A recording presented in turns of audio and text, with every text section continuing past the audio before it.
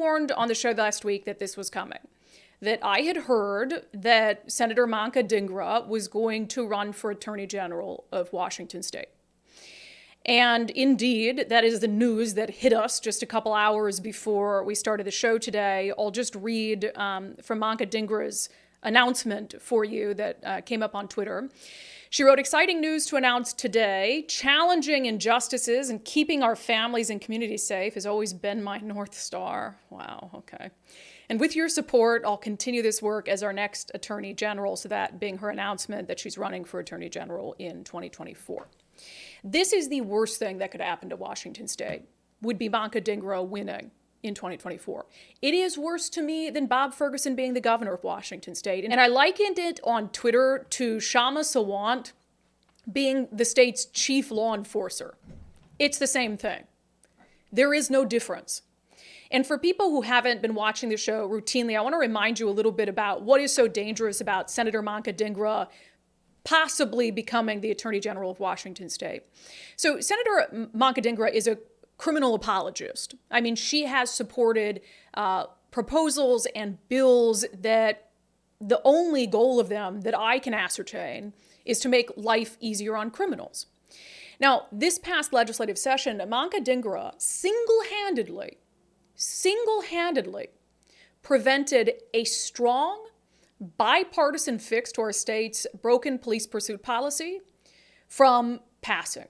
If not for her, a strong bipartisan proposal would have passed this legislative session, but she killed it in her own committee because someone had the brilliant idea of making Manka Dhingra the chair of Law and Justice in the Senate.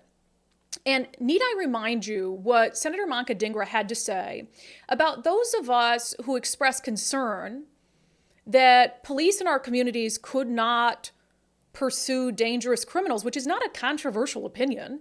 I mean, we've seen what's happening out on our streets. We've seen the record number of stolen vehicles. We've seen a complete disdain for law and order. But if you remember, when these bipartisan proposals to fix the broken police pursuit policy came out in the House and the Senate, Senator Manka Dhingra said she was not only not going to give it a hearing, but she essentially said that those of us who wanted that bill to pass were just being emotional. Here's what she said. "I do not have the vehicle pursuit bill scheduled in the Senate, and I'll see what the House feels like sending over to me. I think this policy has become so politicized that people are no longer looking at data or best practices. They're having an emotional reaction to it." Now, Manka Dhingra also, when it came to police pursuits, she relied on faulty data to suggest that the law that was on the books, which was disastrous, was actually saving lives. In fact, that data was so faulty that a member of her own party called bullshit on it and actually asked an outside expert in law enforcement statistical analysis to come in and review the data that Manka Dhingra was clinging to as her justification for not changing the law, a law that had again, bipartisan support to fix. And that outside expert came in and said, actually, the data that Manka Dhingra is using is so statistically irrelevant that not only should it not be used for anything, but it certainly shouldn't be used to influence public policy. And even after a member of her own party pointed that out, Senator Manka Dhingra continued to cling to debunked data so she could keep a disastrous public safety policy on the books in Washington State. And now that is the woman who wants to be the chief law enforcer in Washington State. Hell to the no. Hell to the no. Worse than Bob Ferguson being governor. I will put more effort into making sure that Manka Dhingra is not the attorney general. You thought Bob Ferguson was a bad attorney general? You thought that Bob Ferguson politicized things? I don't even want to think about what the Attorney General's office would be like if Manka Dhingra wins in 2024. And look, I have made it a policy not to endorse individual candidates. I don't at this moment plan to move away from that policy, but I will sure as hell issue anti-endorsements where I tell anyone willing to listen not to vote for a particular person.